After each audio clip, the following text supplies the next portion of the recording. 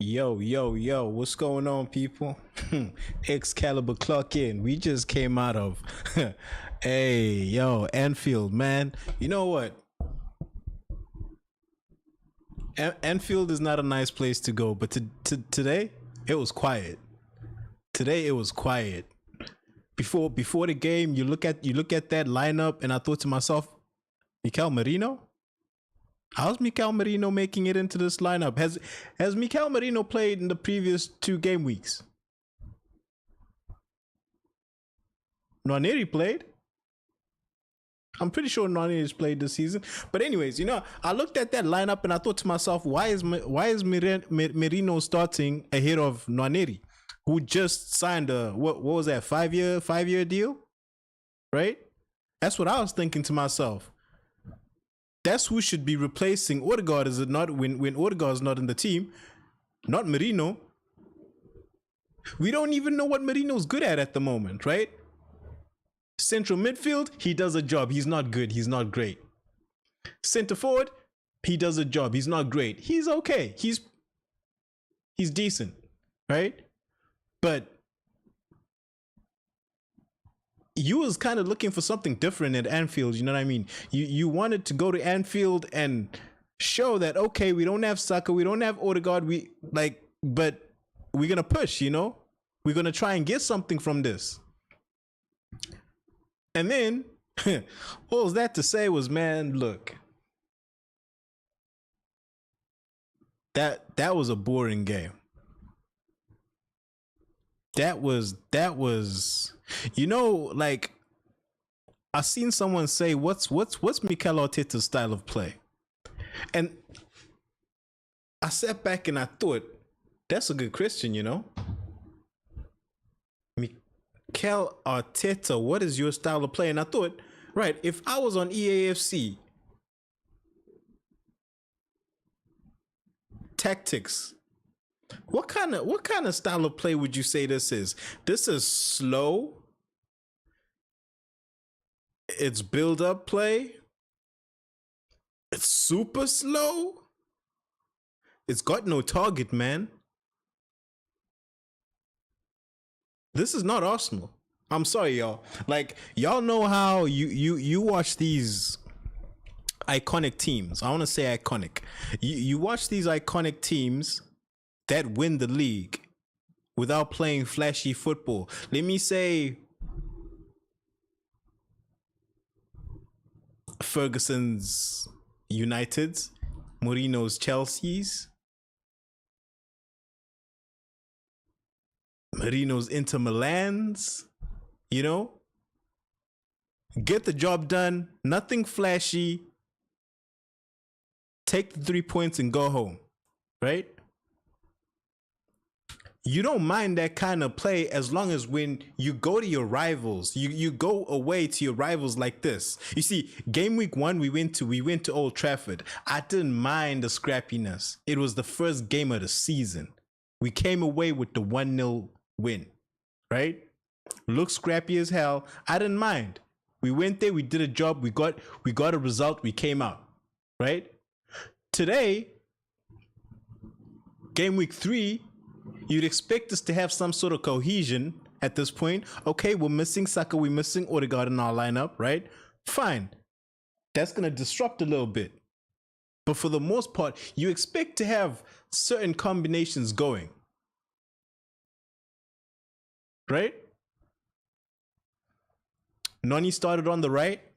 Martinelli back in on the left.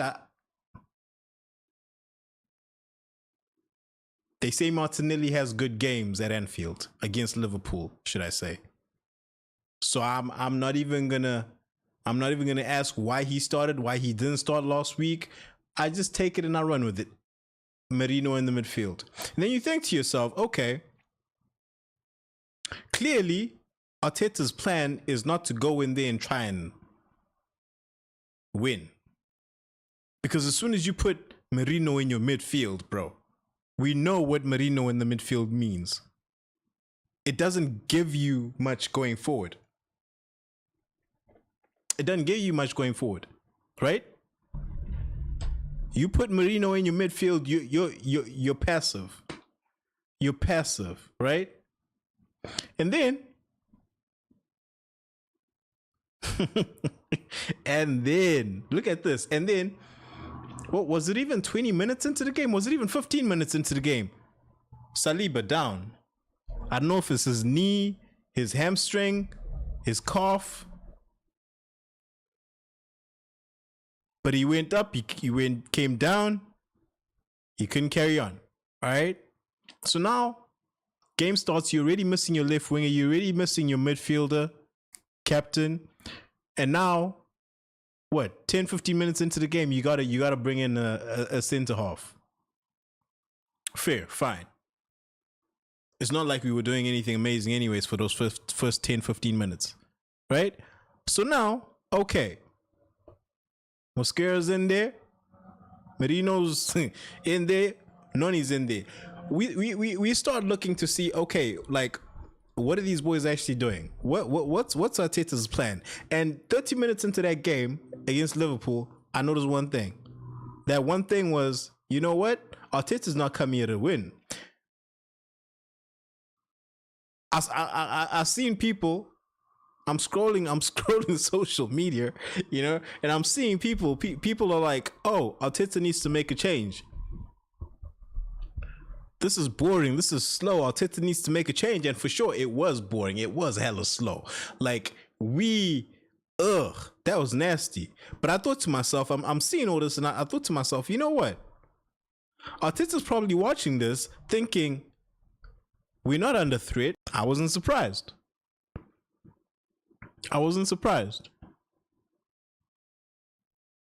But now you're looking at the game and you're looking at the players that you want to see try and make something happen with what's out there, right? You're looking at Zubimendi. We brought in Zubimendi to be our deep lying playmaker. Is he making plays? I saw Declan Rice deeper than he was. Matter of fact, you know what? I saw Declan Rice on the ball and doing something with the ball a lot more than I saw Martin Zubimendi on the ball and actually doing something with the ball. I saw Declan Rice do a lot more on and with the ball than Martin Zubimendi did with and on the ball. And don't even get me started on off the ball, because Jesus, there are plenty red flags off the ball. With Martin Zubimendi, my brother, this is not La Liga. You cannot just be touching grass and expecting the whistle to blow in your favor. This is the English Premier League, bruh. You can't just feel something and think, let me touch grass. That ref gonna look at you and just shake his head. Shaking my damn head. Play gonna go on. You gonna be just on the ground, arms out, pleading to the ref, and the ref's gonna look at you and say, my brother, Jim, that's what you need. So Martin Zubimendi is disappointing me, y'all. Like, I had my hopes up. I'm not going to give up on him yet, because as far as I'm concerned, you know, I'm just hoping he can give us what Thomas Partey gave us. And in one aspect of what Thomas Partey gave us, Martin Zubimendi is severely lacking physicality. It is scary. He is severely lacking in physicality. Now, you would hope as the season goes on, he gets used to the Premiership physicality, right? Because if you look at Zubimendi and you look at Wirtz today's game, they look the same. They look very ordinary. One didn't do too much more than the other. And they're on opposite sides of the coin. But one did not affect the game much more than the other did. This is bland football, right? Bland football. And you're looking, after the half, you're looking at Arteta, you're like, make a change, bro.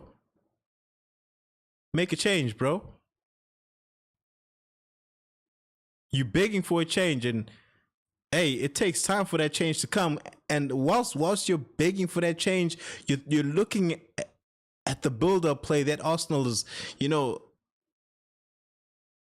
We get the ball and we just start passing it around sideways. Back to our goalkeeper. Like, we have more passes in our own half than we have in the opposition's half. I don't want to see us playing the football in our half. I want to see us playing the football in the opposition's half, right? Because this slow build-up thing, it has us playing in the wrong areas. And then when we eventually get to the right areas, we start rushing everything, or we just don't do nothing. It's one or the other. It's either we're rushing it or we're doing nothing at all and just running the ball out of play. It's nasty work. Listen, I was more entertained when I was supporting Bournemouth as they lost 4-2 to Liverpool. Brother, if you're a Bournemouth fan, you're leaving that stadium and you're thinking, we lost 4-2, we put up a fight, we go again next week. But now you go to Anfield, you come out losing 1-0 where you were barely a threat, barely did anything to cause these guys problems. And then you're thinking to yourself,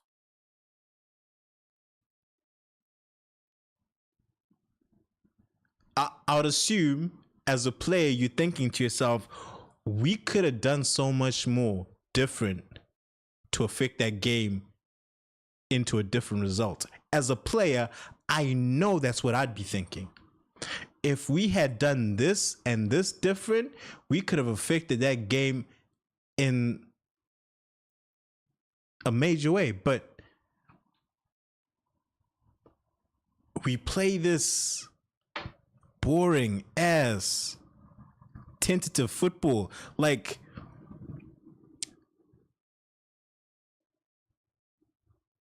when you think to yourself, this guy was Pep Guardiola's assistant, I think all that is overridden by the fact that he spent so long playing under David Moyes. Like, you could see the way he set Arsenal up for Liverpool today. It's probably how David Moyes would have set up for Merseyside Derby. Just go, sit back, try not to let him play. When you get the ball, hold on to it. Don't rush anything. And try and look for a good opportunity and take it. If we get into our wide areas, try get the crosses in. Maybe we win the corner. Maybe we hit them on the corner. That is such a trash mentality to have when you're going to play a rival.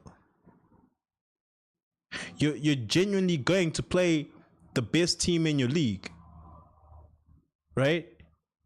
And you're not even going to give yourself a chance. You're just going to be like, okay, we're just going to go. We're going to sit back. We're going to try and quiet out the crowd.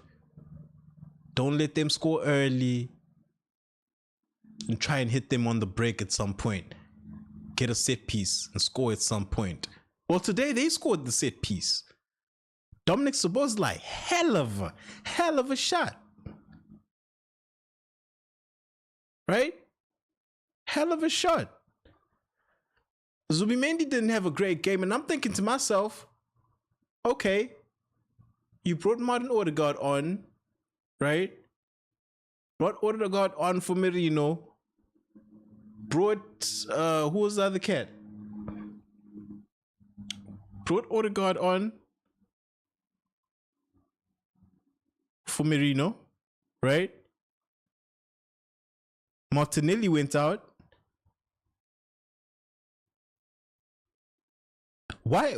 And you brought Eze on. Why didn't you bring Nwaneri on? Zubimendi was doing trash, bro. He was doing nothing. Why not put Declan Rice back into the 6. He was playing center back anyways. If you watch that game, sit him in the 6. Bring Nwaneri on. Play 2 10s, right?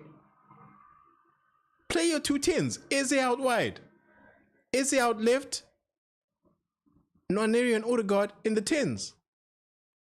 You got Declan Rice sitting, protecting, bombing up forward.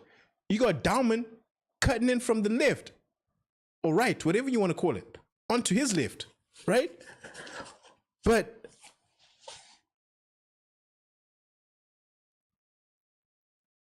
why did we extend Nwaneri, man? Zubimendi, I'm not going to say he was trash, but he wasn't good. Why does he get to play 90 minutes when Nwaneri is sitting on the bench? It's not like Declan Rice can't play the 6. He was pretty much playing it all game. He was pretty much playing the center-back position when Mosquera came on.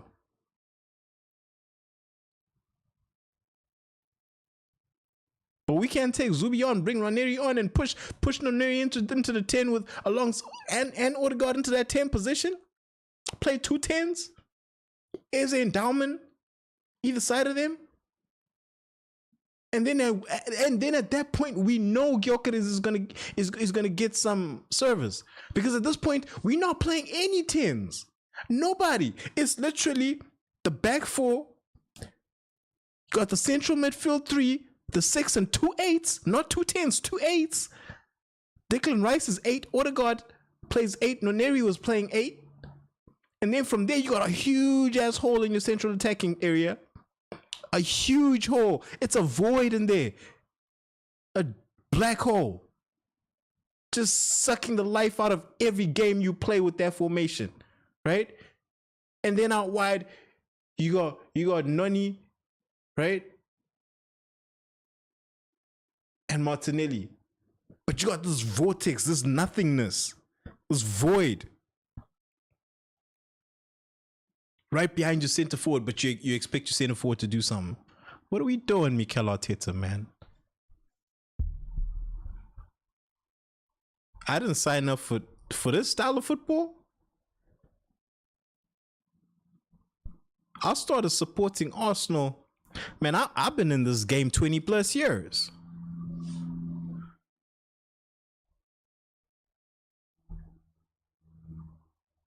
I've been in this game 20 plus years, man. That. If we're gonna be real, 25 at least. I've been an Arsenal fan. We going back to the days of Nicolas Anelka. Right? That's before Thierry Henry. Back to the days of Dennis Bergkamp. Right? Back to the days of Emmanuel Petit. Mark Overmars. A lot of y'all don't know nothing about that.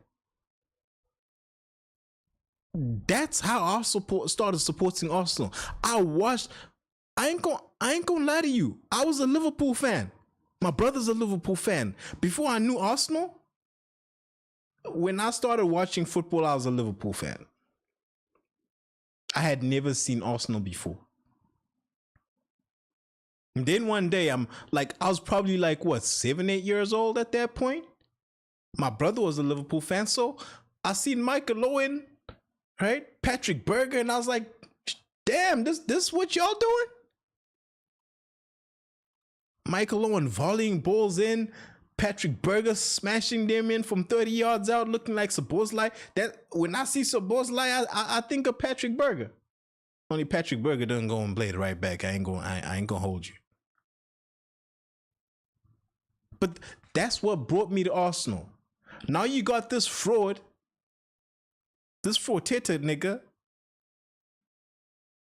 right? He comes in, and then all of a sudden we look like Stoke City. We look like Everton 2.0 with Moyes. Huh? We out here looking like Burnley, set piece FC. Arteta wants to call it build-up play, but we over here sideways, passing the ball sideways in our own half. I don't get it. I don't get it. No pace, no urgency. no creativity. And of course, you're not going to have any creativity. You're not going to have any creativity as long as you don't play someone in that hole, in that 10 position. And here's the thing, I realize how dumb Arsenal fans are, because they complain about Odegaard so much. Oh, Odegaard, he doesn't create as well as he should. He's always feeding Saka.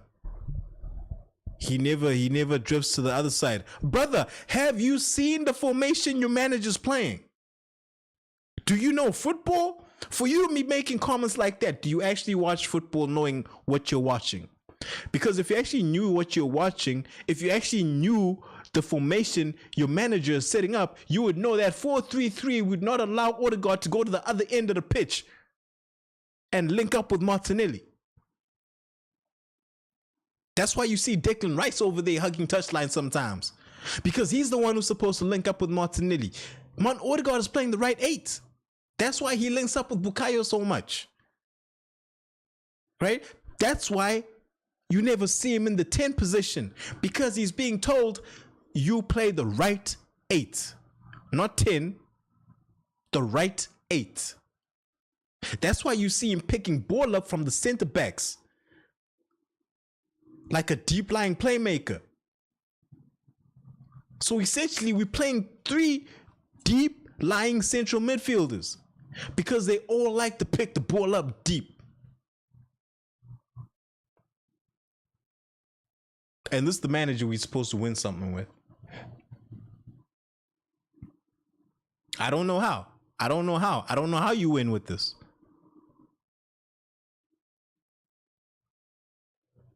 Even when we break, we don't look like we're going to score. How crazy is that? We broke. Martinelli's breaking through the middle. Gyökeres goes wide left. Noni was on the right. This guy, Gyökeres is literally opening up, pulling the defender wide. What does Martinelli do? He starts following Gyökeres. Man, go through the middle. Go through the middle. Let your guys make runs. You go through the middle. If they let you keep coming, you hit the ball. You strike it. You test the keeper. This man started following right behind Gyökeres. I was like, man, what are we doing? Sell this cloth. Sell this cloth, y'all.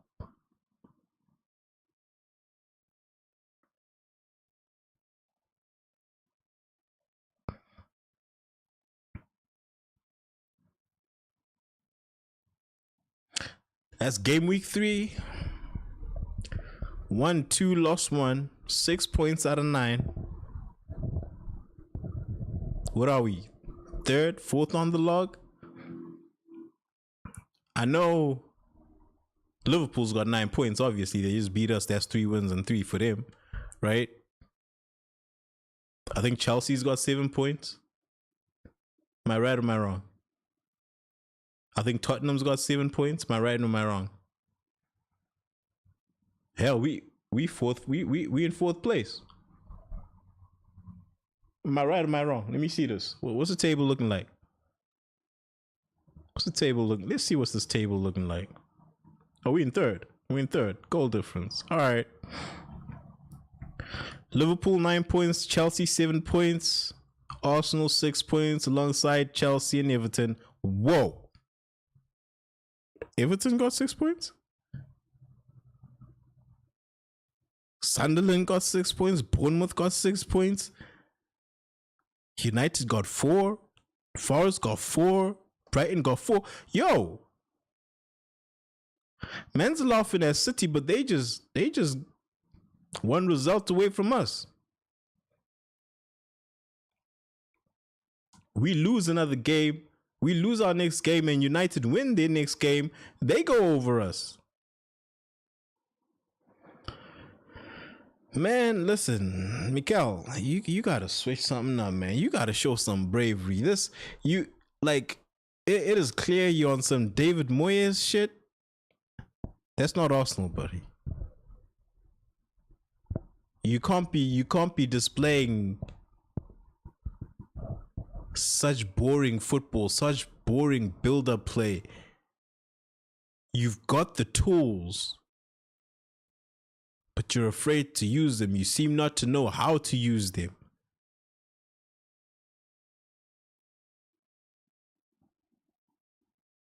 There's no way at all you can beat these big teams without a man in the hole, without a man in the 10 position. Let me actually check out this Liverpool. What was Liverpool's formation? I bet you they had a 10. I bet you they played a 10. Let me see. See, Verts. they play 4-2-3-1. The way you should play. Put a playmaker behind your striker, right? We ain't got nobody behind our strikers. This is 4-3-3, a huge ass black hole behind our center forward. It's nasty work, man. Nasty work. Excalibur clock in. Liverpool 1, Arsenal 0. OG, DBNNK, that do be me.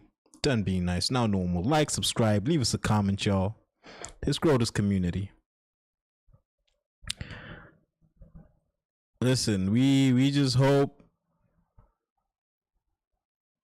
Is it the international break coming up? I'm not sure, but hopefully, whatever game we got coming up, Saliba will be good. Saka will be close. And Arteta will have switched something up. Y'all remember when there was a couple of seasons ago when we started off playing some football like this, right? But we got to like Christmas unbeaten. That was the difference. But we was playing some boring ass football. We got to Christmas, New Year's unbeaten, and then Arteta, like something just switched up in Arteta's mind, and we started going for it. I hope when we come out next whatever game we got next, he like something just snaps. Like Burton needs to call this man into his office. Like, yo, what's going on with your style of football? You got the players, but you're not using them right. What's going on? Like, you out here acting like Simeone.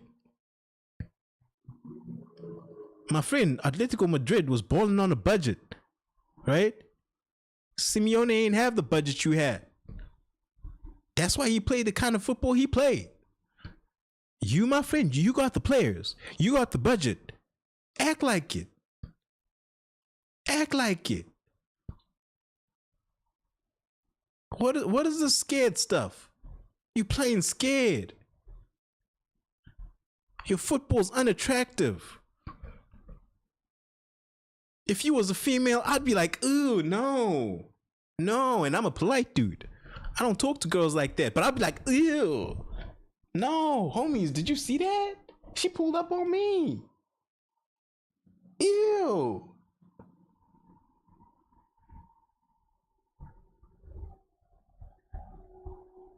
Come on, Arteta, man. Do something different, brother. Do something different. I can't take this no more. I can't take this no more. Excalibur clock in, y'all. Again, Liverpool 1, Arsenal 0.